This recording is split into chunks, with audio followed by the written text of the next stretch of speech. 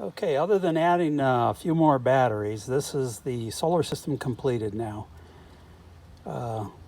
We've got 3 lithium 100 amp hour batteries, 12 volts, and they are in parallel for 300 amp hours.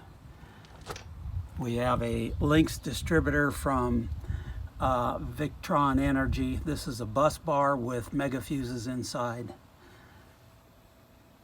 Got a Victron Energy MPPT charge controller for the solar panels on the roof. And we have a Victron 3 kVA, basically 3,000 watt inverter charger. We've got a disconnect switch here on the wall from the solar panels on the roof. And we've got a disconnect here to disconnect the 12 volts off the system completely from the batteries. And we've got a 400 amp main fuse feeding all of this. So I can go through this real quick. Off the roof, coming down over here is a positive and negative, the black and red wire. The gray wires are electrical, 120 volts. But off the roof, the panels that I have are providing about 90 volts because they're in series and parallel as well. They come down with about 10 amps, 90 volts into this disconnect switch. It's a circuit breaker, but it's a DC circuit breaker. So it's switching both the negative and positive side of those solar panels. The output of this, the little black and red wires in the background there, go around behind this inverter charger and go to the charge controller here.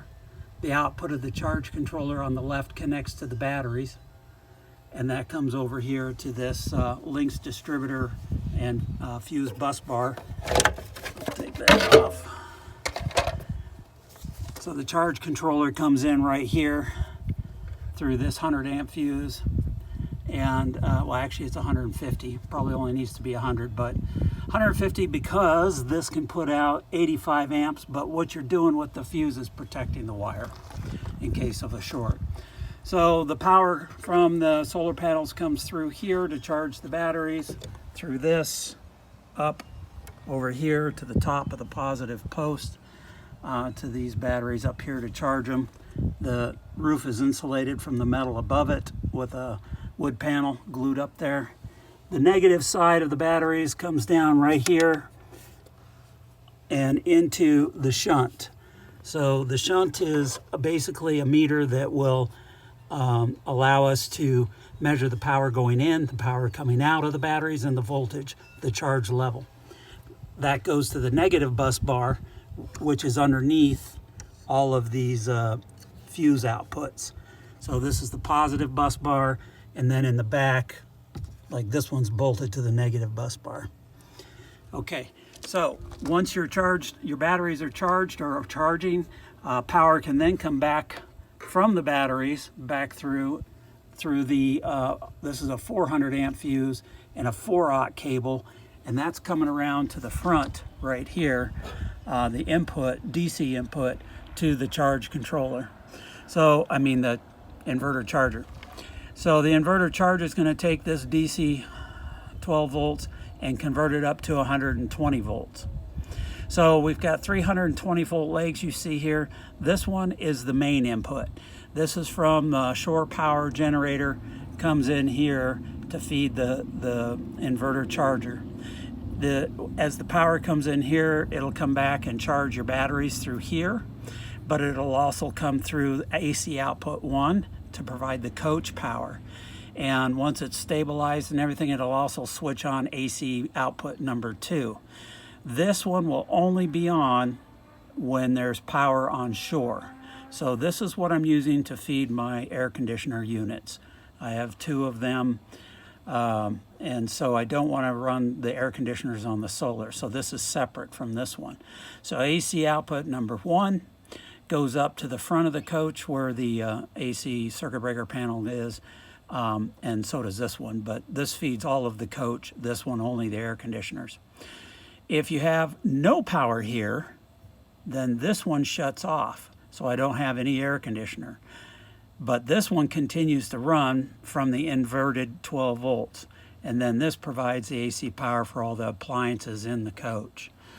So that's it here in a nutshell. There are a couple of other things to see. There's a USB dongle back here that I have going into the VE bus inside.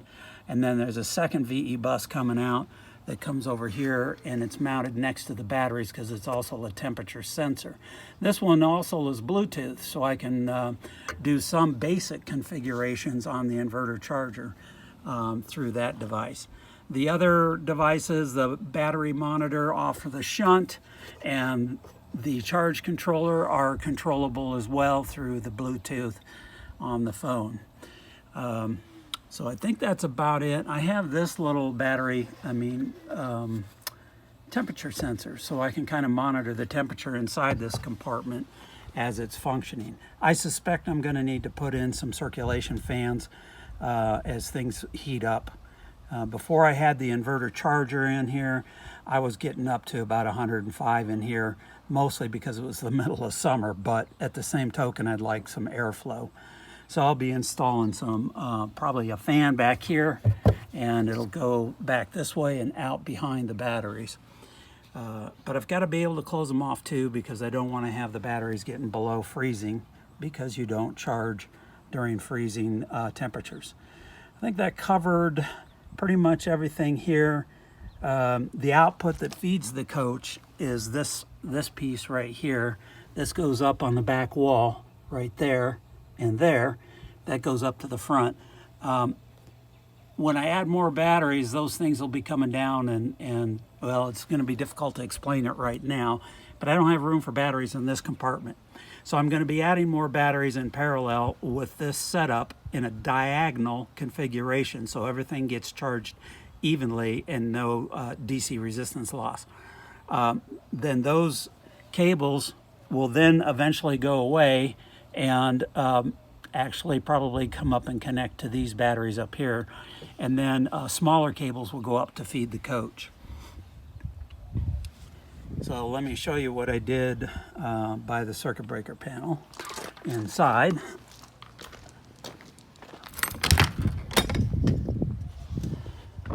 The circuit breaker panel is right here by the steps,